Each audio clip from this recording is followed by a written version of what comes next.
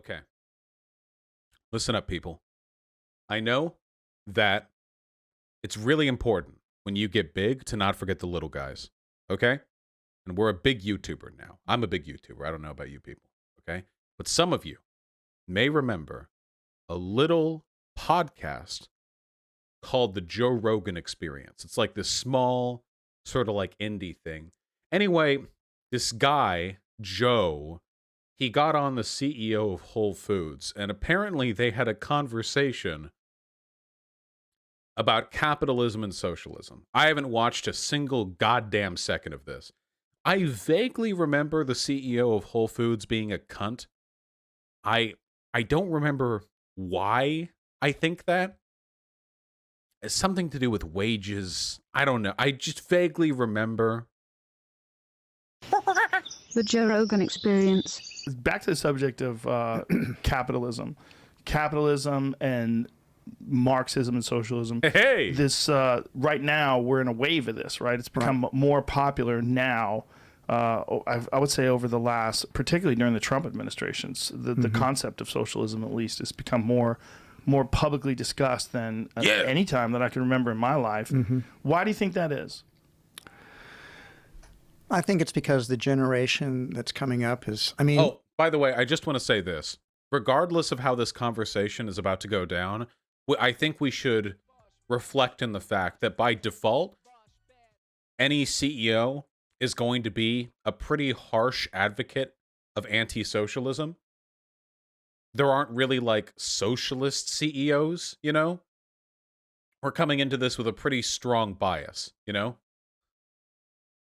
You have to understand the academic community is I always say the intellectuals have always been the enemy of business. Wow. Enemy of, certainly the enemy of capitalism. And wow, what is that? Well, yeah. True. Yeah, okay. Yeah, sure. The most educated and fastidious people in our society are opposed to the way business operates in capitalism. Okay, yeah, sure. But why is that? I think because in a market society, which has been rare in history, we haven't mostly had market societies, but they're not very important. That's not really true at all. Market-driven, first of all, over the past 300 years, laissez-faire capitalism has been the predominant economic system of the planet. And even before that, feudalism was mostly mercantile capitalism, which was also a market-driven system. What I think he means is that unregulated capitalism is a relatively new phenomena, which I guess even that isn't really, whatever. Maybe he means like in a human civilization scale, but okay, sure, 6,000 years ago, we didn't have mercantilism, I guess. Important in a market society. The intellectuals aren't very important? Generally not as important, no. But aren't they the ones that inspire the minds of the people that create and maybe innovate in the industry? They don't have the same social status that the entrepreneurs have. An Elon Musk or Steve Jobs or Jeff Bezos. So you think it's an ego issue? He's not wrong. It's just he's on the wrong side of it. You know what I mean? He's like, yeah, dude, intellectuals don't like the way businesses operate. In our society, these gigantic fucking oligarchs have way more social power than academics. I appreciate him being honest about the fact that he's on the bad team. You know what I mean? I appreciate that. Like, he could lie. He could be like a PragerU dude and say that, like, Marxist academics have taken over the world and they control all thought and all speech. Like, that's the traditional conservative line, the super, like, self-victimizing line. But he's being open about it. He's just like, yeah, no, we have all the power, like basically all of it, you know? The social status issue? Think about it this way. If you're going to school, okay, and the people that end up teaching in the universities were always the smartest kids in the school generally, and they did well in school.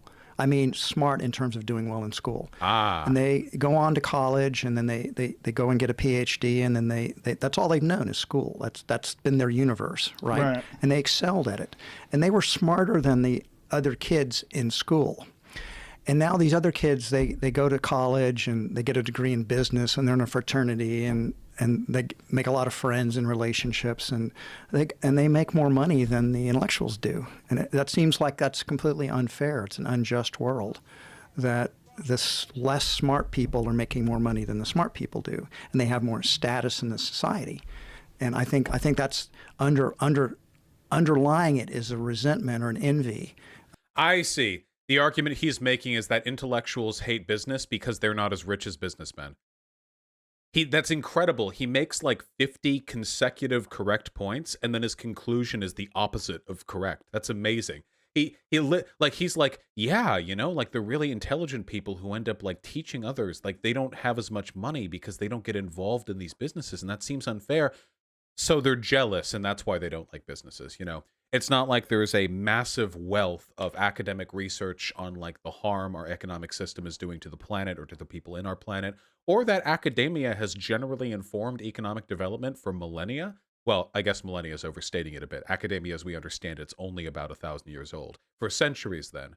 But no, they're just envious. Wait, is he against meritocracy? Oh, well, I think he's saying that being a smart boy in school isn't necessarily indicative of merit. And to an extent, there's some truth in that. It is possible to be like super duper insularly academically minded and you don't know much about real world application. There are people like that, and I've met people like that. But you can't just dismiss all of academia by saying they're jealous. That's just not true. And if that was the case, by the way, business school professors also make less money than businessmen, but they still rep business interests. So there's clearly an element here beyond just envy, which is determining the relationship between academia and business.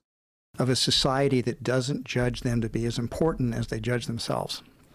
That's interesting, but I think it's a very flawed perspective. Hey, and Joe! First of all, the term smart is a weird term. I said smart in terms of school. Mm-hmm. I didn't say in terms of street smarts or ability to do things, to connect with people. There's emotional intelligence. I'm merely saying they're good at taking tests, writing papers, abstracting thoughts, essentially. Abstracting thoughts is how we determine whether or not something is ethical or unethical. If academic types are good at abstracting thoughts, wouldn't that be an indication that they would be a good determinant of whether or not business is good or bad? To be very reductive.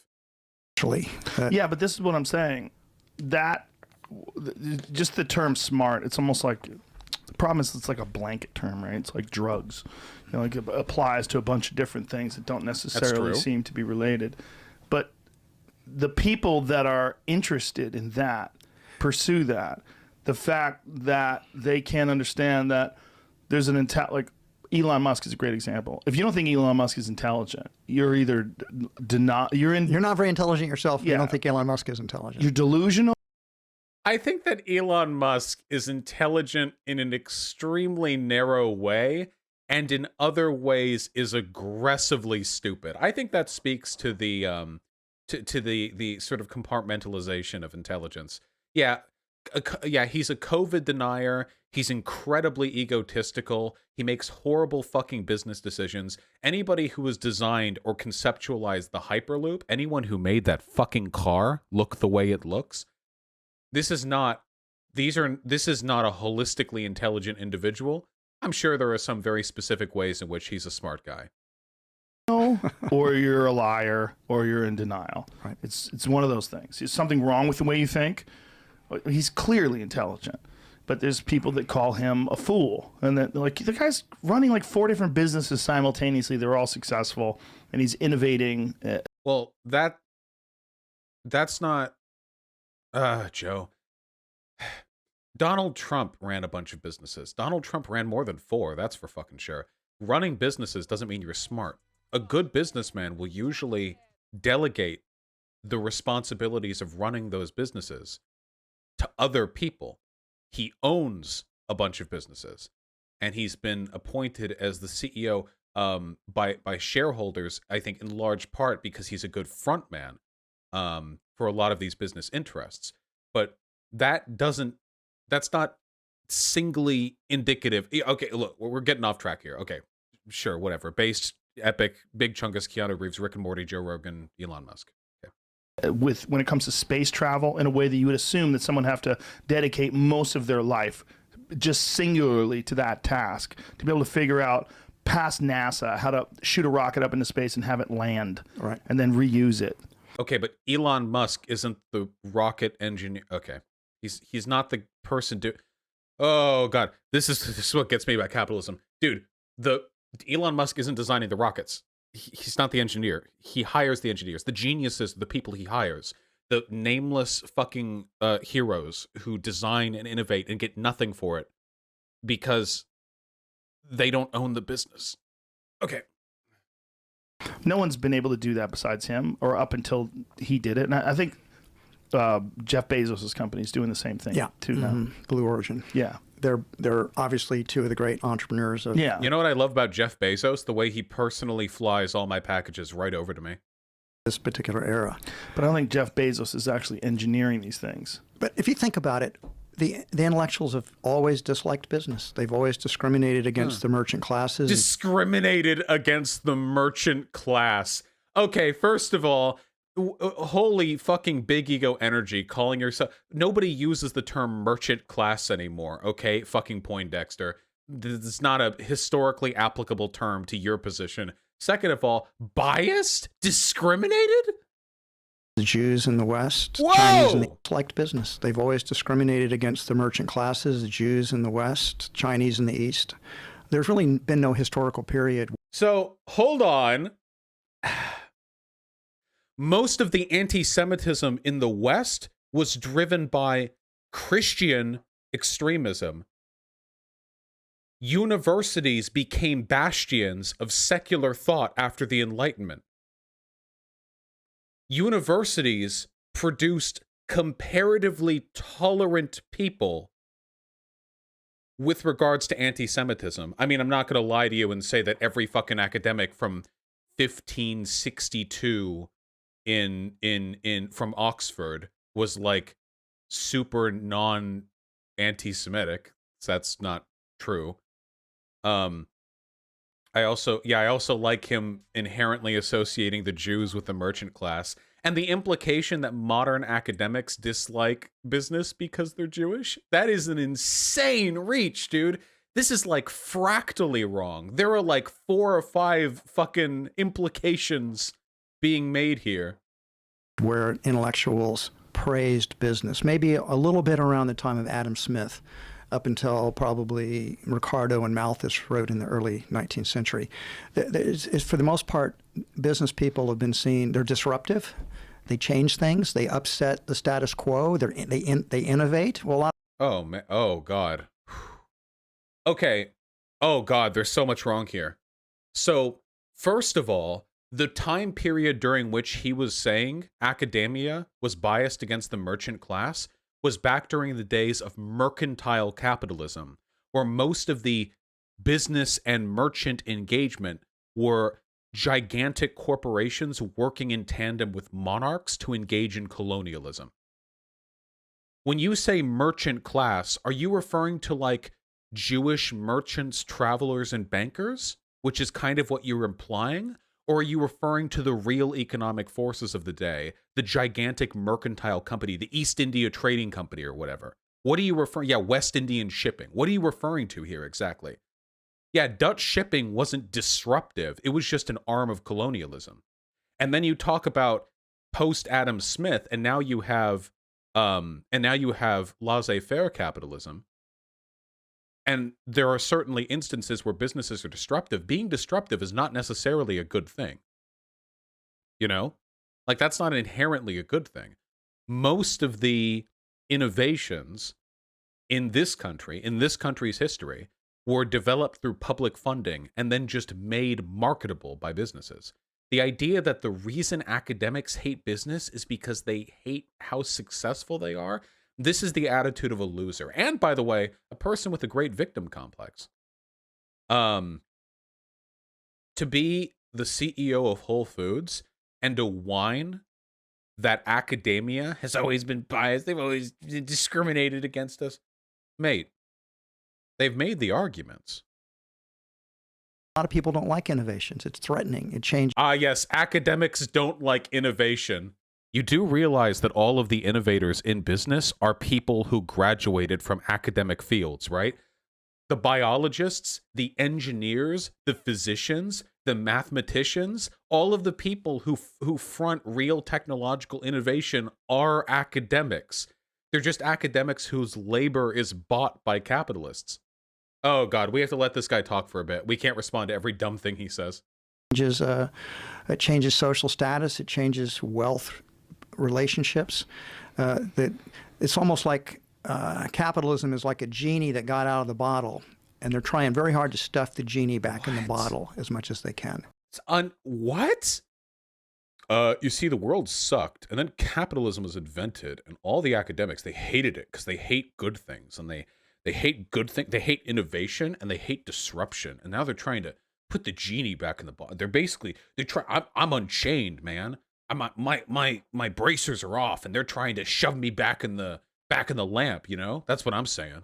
And I think if you think about it that way, you'll understand we're never going to win the intellectuals over.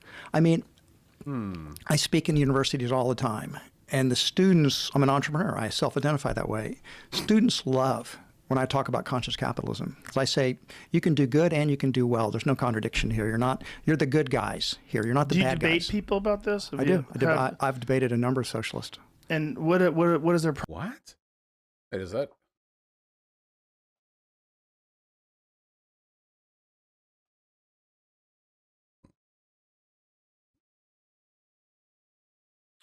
Economist Richard Wolff annihilates Whole Foods founder. Welcome to Politics Done Right. But you know, we didn't really. They fooled us. They don't see the profits. The people who That's not now the CEO see of the Whole profits Foods. are the ones. Okay, so this is being commented on. I see. And which is, as it's gotten more economically free, hundreds of millions of people have escaped from poverty. Okay, yeah. So this guy. Okay, yeah. So if you're making arguments like capitalism has made people wealthier to a guy on Richard Wolff's level, there's no fucking way this guy came across looking decent in this argument. Yeah, I bet this guy's debated socialists. That's the thing, though. With people, it's a sign of narcissism when you believe that people only dislike you because they're envious. People like this guy, it doesn't matter what arguments you make to them, they're never, ever, ever, ever going to think they've lost. So it doesn't really matter. There's no point in debating people like this. Primary argument is that business is greedy and selfish, and it's about motivations. That business people have the wrong motivations. In a lot of ways, conscious capitalism is an answer to that. It's a complete answer to that because Yes, this is why. I remember this. Whole Foods is reportedly using a heat map to track stores at risk of unionization. They're using fucking high-tech algorithms to mathematically track the likelihood of unions forming so they can they're targeting unions with the precision of a laser grid targeting fucking cancerous tumors. I remember that shit. I remember that. You can't be a conscious capitalist if you don't even let your workers unionize. That's just a flat line right there. That's like baseline right there. You can't call yourself a conscientious capitalist if your workers aren't organized, okay? It's like zero. You can't. Like, that's baseline right there. That's not good. That's like the neutral level, okay? By conscientious capitalists, they mean they give you one extra week off per year, and they throw you fucking birthday parties. They give you an extra 15-minute break and 2 slices of a whole pizza. Because in the book and in Conscious Leadership as well, we're basically arguing that business isn't primarily about maximizing profits. Business is primarily about creating value for other people. That is demonstrably untrue. What? Even advocates for capitalism have to recognize this. The goal of any business is to maximize profits for its shareholders. It's legally obligated to. If you're a CEO, you are legally obligated. You can be sued if you don't maximize profits for your shareholders. That's your job. Create value for... Then what about planned obsolescence? What about planned obsolescence? What about advertising? There are elements of businesses that make no sense if you genuinely think their goal is to produce value. Their goal is to maximize profits. Obviously.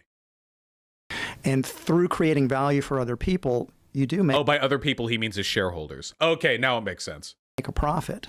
But it's the value creation that comes first. The profits come second. in exchange, right? And it's This is, by the way, this is delusional. The idea that companies put creating value, whatever nebulous shit that means, first and profit second, that is absolutely delusional. Nobody thinks this works that way. I could go into any econ, any business school in the country, and I could show this clip to them, and they would die laughing. The business teacher would die laughing. I could ask hardcore capitalists, and they would laugh at this.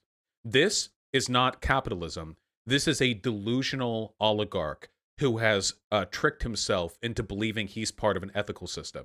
This is not a true advocate for capitalism. This is an advocate for self-aggrandizement. It's almost, if you are creating value, then you are profitable, and then you can reinvest those profits, and you have this upwards spiral. So that business has this potential for higher purpose. It's not primarily about greed. Greed is found in human nature, Joe. It's not just found in business people.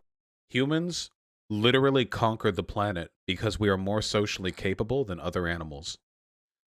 One of the greatest things humans can do that other animals cannot is we're capable of complex speech. It allows us to organize, to collectivize in ways other animals cannot. It is only through cooperation that we conquered the planet. And if we ever conquer the solar system, it'll be through cooperation. Not through Elon Musk types, but through the incredible hard work of millions of humans of beings. Collaboration is what makes humanity strong. All humans are greedy to an extent, and to the extent that we're self-interested, but it is in all of our self-interest to build economic systems that make life as good as possible for the greatest number of people. There are plenty of greedy governmental officials, plenty of greedy politicians, greedy lawyers. Yeah. Greed is endemic to the human nature. Business people either have no more or no less than it. It's just part of who we are. That is true. There's nothing inherently greedy about capitalists. The system is the problem. Okay, I agree with that, even though I know that's not what he means. Has anyone ever laid it out in a way that's very compelling? Like when you have these debates with socialists and has anyone ever laid it out in a way where they have a point where you see their point? I like that. I think Joe Rogan actually realizes this guy is a narcissist, and he's just asking if he's even capable of understanding if he's been blown the fuck out. Thank you, Joe. I would ask him the same question. The best way to do a debate is to completely understand the other side's position. Yeah. Understand it as good or better than they understand it. And so I've read widely in socialistic literature. I think I do understand it. I guarantee you that if I walked up to this motherfucker and asked him what he thought socialism was, he would start talking about Venezuela. There is a 0% chance, literally 0% chance, he's familiar with economic democracy. There is no fucking way. I will eat my own left hand if I ever talk to this guy and he knows what socialism is. It's a type of utopianism. It's an Okay. attempt to change human nature. Yep. If we would all love each other, Yep. and if we'd all share equally, then the world would be a better place. And hey, guess what? It probably would be if we were naturally that way. But left we're not hand naturally that way. saved. We look first generally for ourselves and our own families, and then our growing circle of relationships that we develop. It's natural to want your own children to have advantages. That's just... What the fuck does this have to do with capitalism or socialism? Yeah, it's natural for people to want their children to have advantages, so isn't it in their own interest to develop a system which provides them economic and political democracy, which allows them to privilege their children? He's talking about inheritance. Inheritance has nothing to do with capitalism. Inheritance was a thing thousands of years before capitalism existed. See, I think the best way to defeat socialists is to understand their own arguments. So anyway, socialism is when you want to rewrite human nature to make everybody share everything. Human nature to want your children to flourish because you raise them, you love them. And somehow or another to say that's unfair is cutting against human nature. People are always going to look for advantages or privileges, so to speak, for their children. Yeah, I would argue that socialism is so powerful because it is in line with human nature. Socialism is capitalism's dark shadow. In every capitalist country across the world, there are socialist advocates and activists. No matter how much you hang us, shoot us, bomb our houses, torch our villages, there are always, I say are, like I'm like a fucking white boy at a computer, but there always will be socialism. There always will be socialists.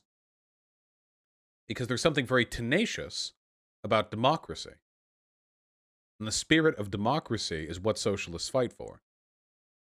People don't like when people have advantages and have victories, because then someone has to lose. No, when someone Joe. loses, they equate that someone losing with a bad feeling, with that person being victimized. Like there's some.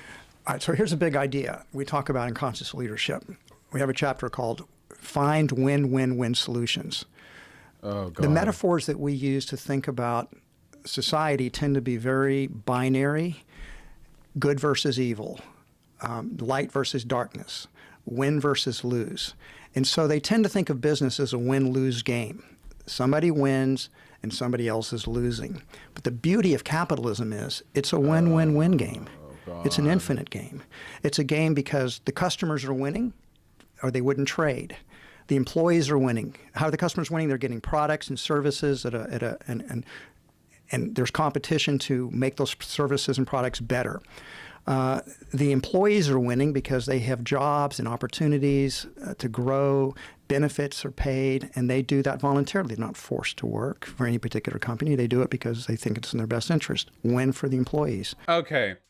So this is a fundamentally fallacious argument. The idea that everyone is winning because everyone benefits from a system. First of all, it's funny that he would impugn socialism for utopianism and then make the argument that capitalism is a magical ideology that benefits all human beings. So, yeah. So, first of all, let's talk about coercion and let's talk about utopianism. So, let me give you an argument, okay? I am the leader of a banana republic. I am a dictator, and I am telling all of my poor dirty peasants, this dictatorship is a win-win. Is it not? This dictatorship is a win-win. I'm winning, of course, because I'm the dictator. But all of you peasants, you would starve were it not for the rations that I provide you every other week. You would die without those. So you're winning. I mean, you're getting from this. You would die otherwise. I'm not the only one winning. I don't have to give you food. Well, I mean, of course I do, because otherwise I wouldn't have any slaves to work in my gold mines. But, you know, you're winning too because you get to live a little. The problem with this everyone winning argument is that it negates the possibility that people could be winning a fuckload more, and they're not. You could make this argument about feudal lords, you know? Oh, the serfs are winning, of course, because if I didn't permit them to work on the land I owe, then they would be forced out into the wilderness. They would have to hunt, and many of them, the women and children folk, would starve and die, certainly, and be eaten by bears or something. I don't know.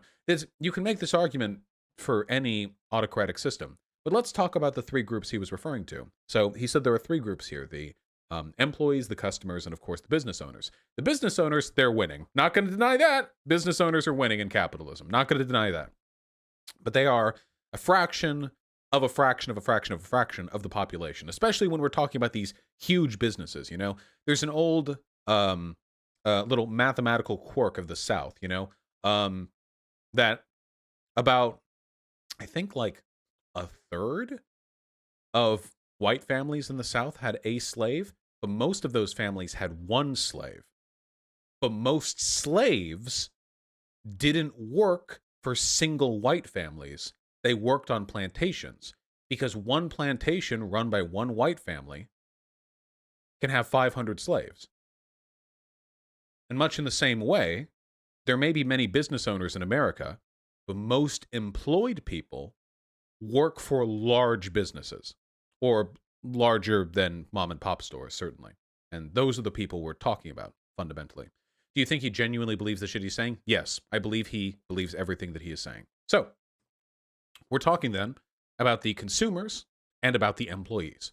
Well, let's leave aside the consumers for a second. What about the employees? Sure, they're winning, and that they get paid a wage, or maybe they get discounts.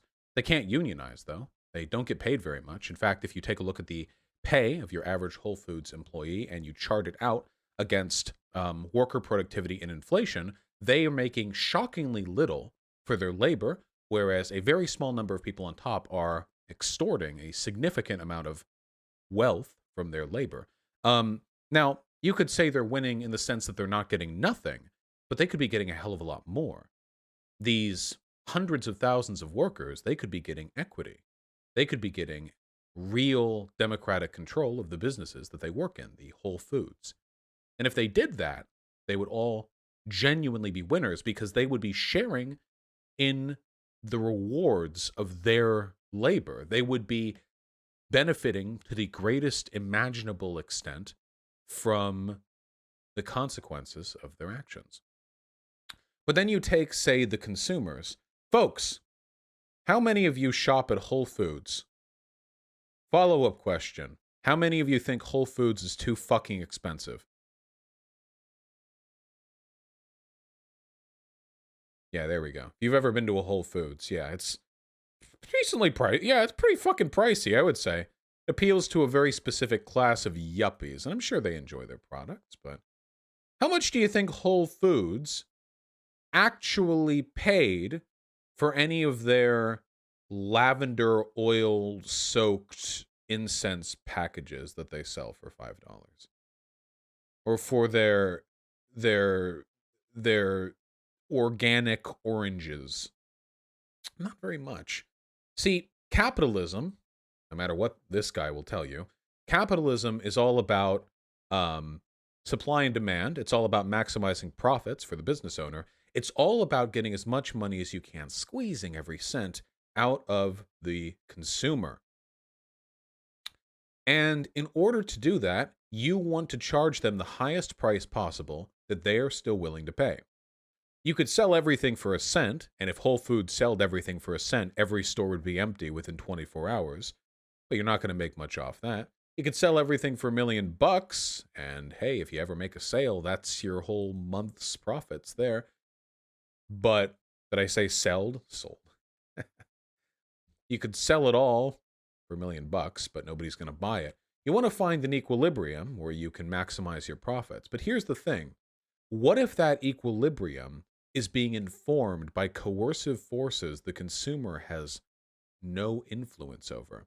This isn't so much of a problem with Whole Foods, because Whole Foods isn't really like a staple grocery store for most people. But if you don't have many other grocery stores in your area, people might buy higher prices than they would be willing to otherwise, specifically due to a lack of supply in the area, in which case the price curve goes up. Yeah, it's no Safeway after all. It's no pavilions. Food deserts can contribute to this problem. What if advertising has convinced people that these items are worth more than they actually are? What is an item worth? A capitalist will tell you that a product is worth what people will pay for it. Okay. People will pay any amount of money for life-saving surgery. So, is an appendectomy worth $3 million? Is it worth an infinite amount of money? What about insulin for your child? How much money is that worth? See, the problem is, for certain items, essentials, like food, it can be very difficult to fairly ascertain the worth of certain items. What if a high price for an item is normalized in every grocery store across the country just because they could make more money from it? Say, bread. I don't know how much it costs to make a loaf of bread. Like the market, like the factory price. I don't know. Say it's $1. It's definitely not $1, but let's say it's $1.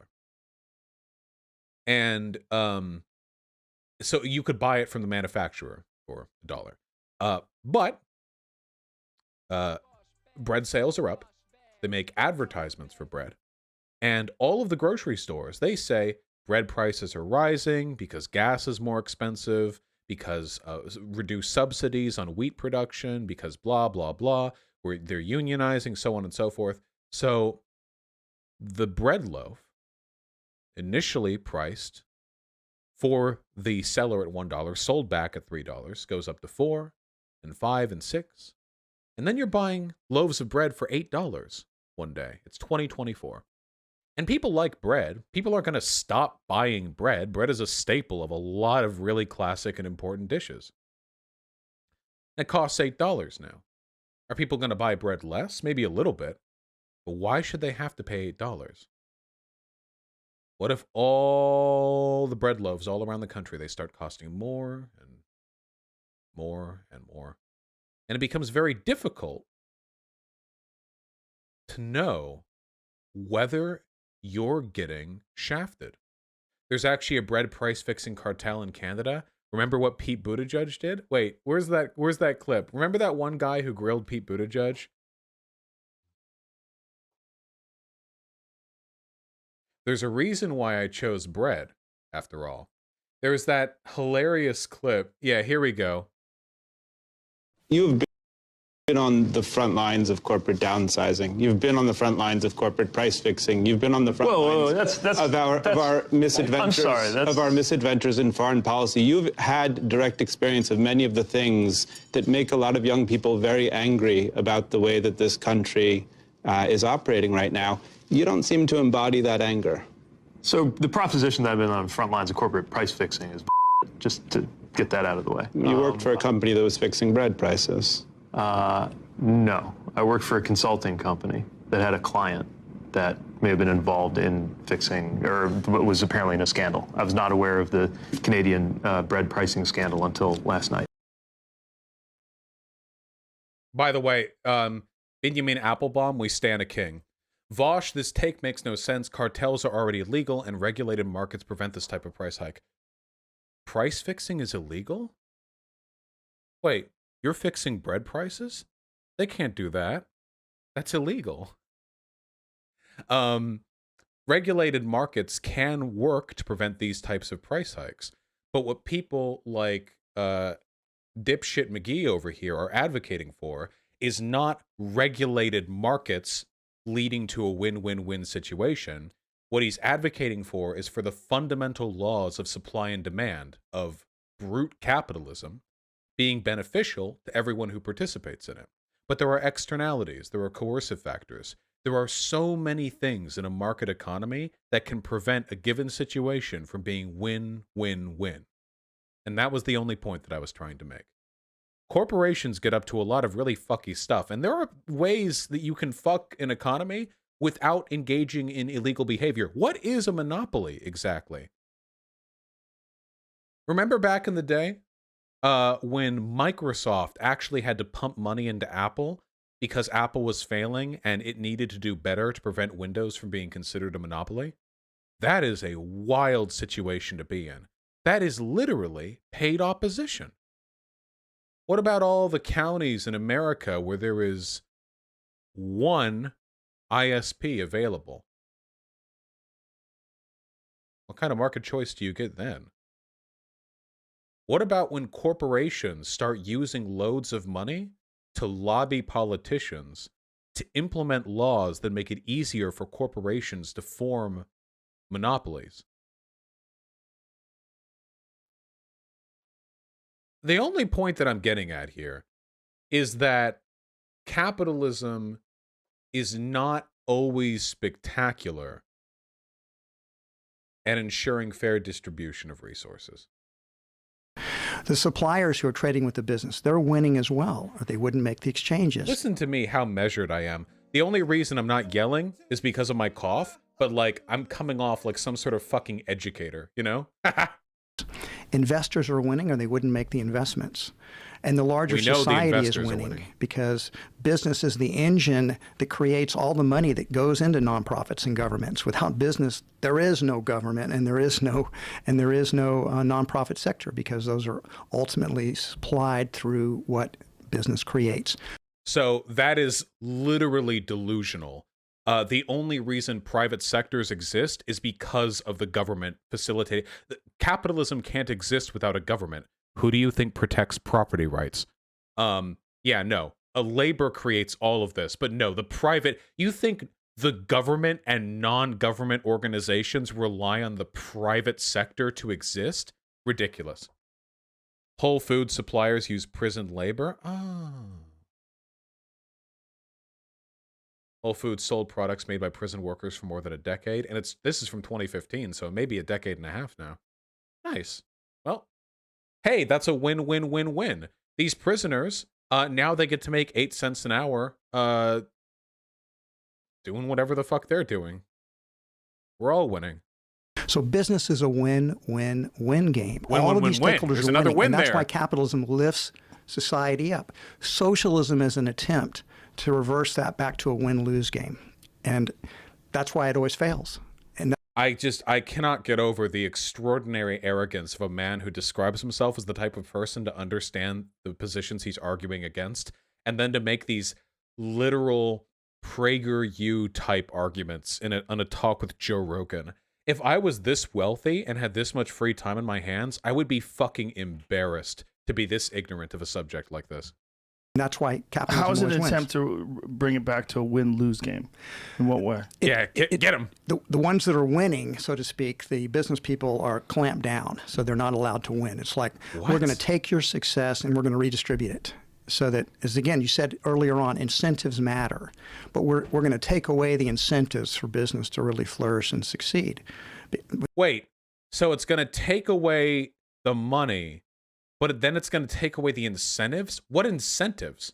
Taxation? What is he talking about?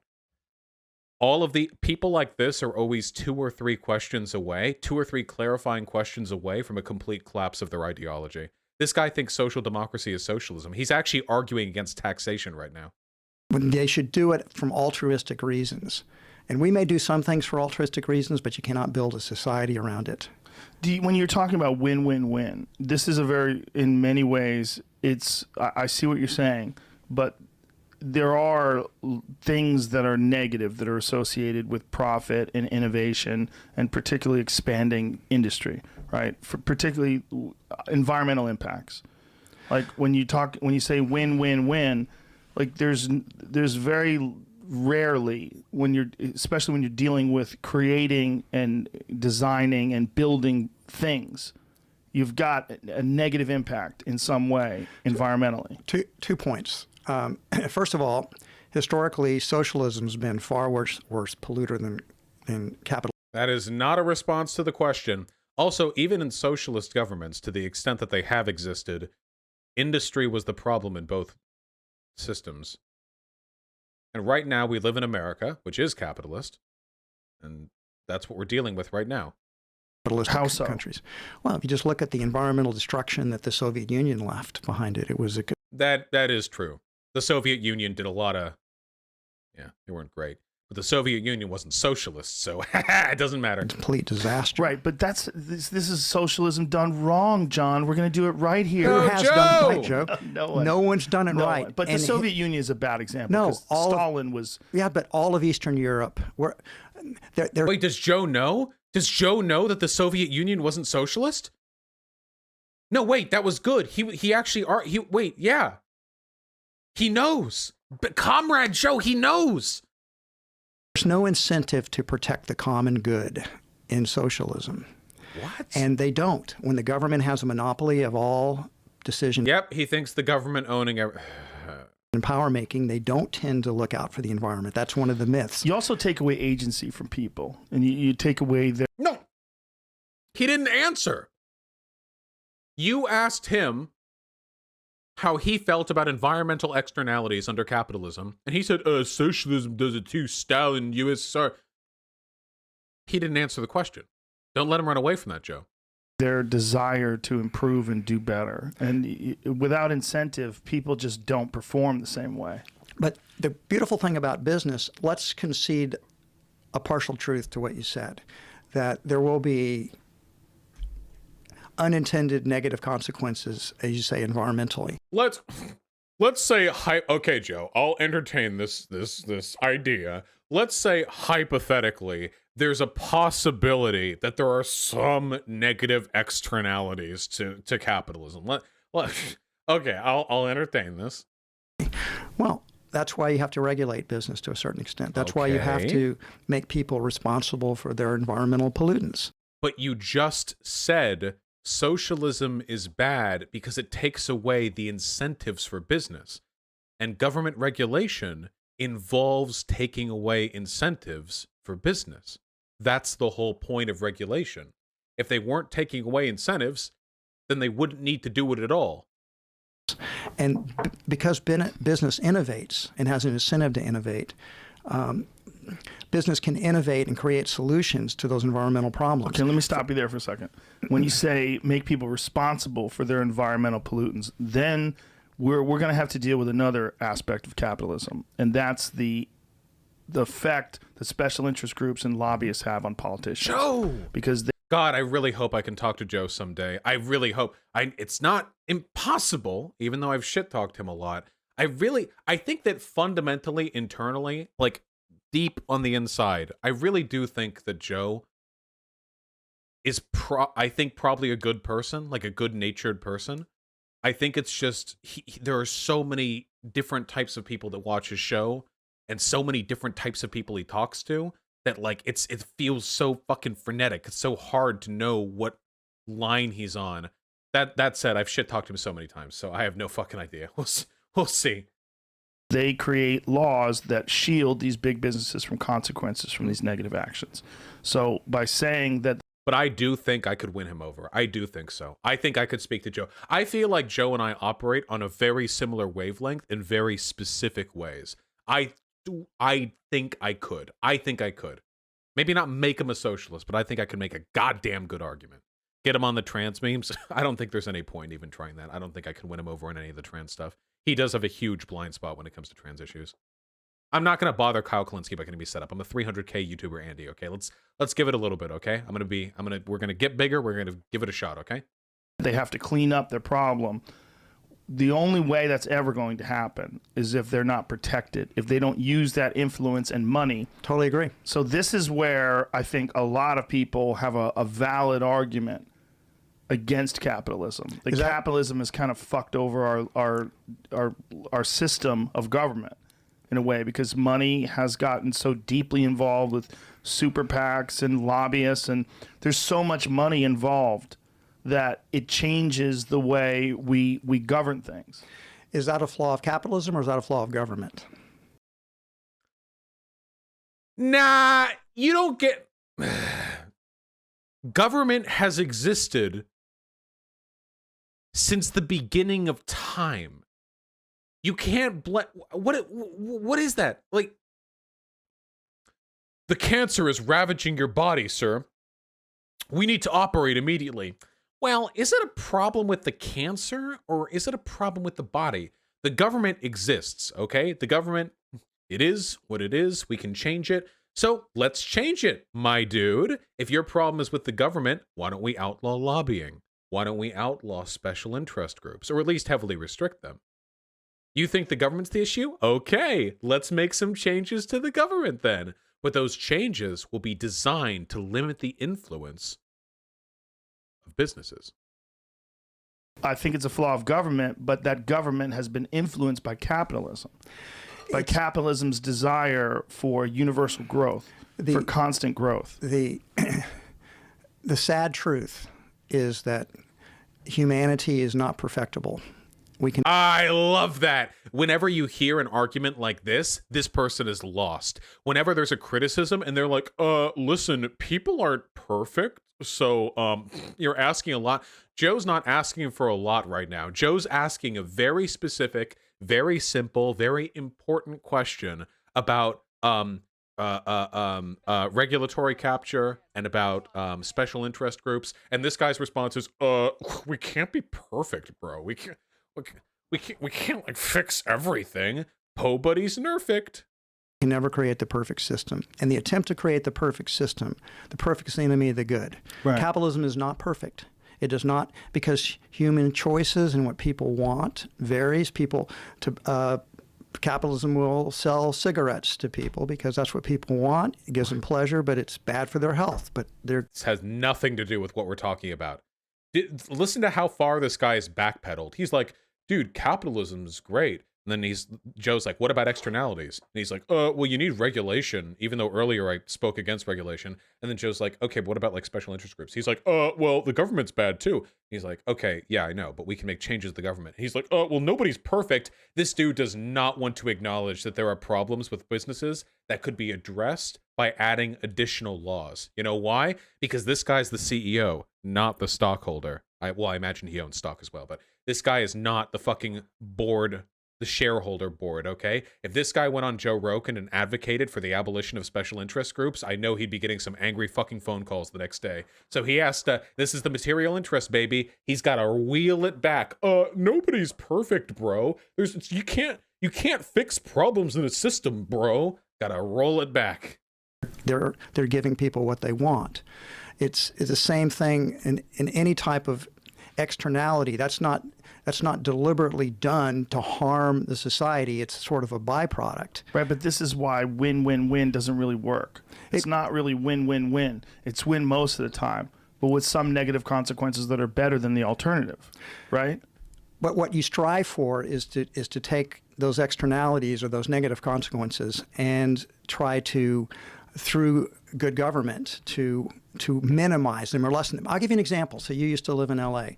Well, when I went to L.A. back in the early 80s, it was like going to New Delhi today. I couldn't see, my lungs hurt less than 24 hours. Right. But through good regulations, the air in L.A. is a fraction as polluted as it was. Except if you were doing this interview back in the 1980s and you were the CEO of a gasoline company, you would have made the same argument about how you can't make a perfect system.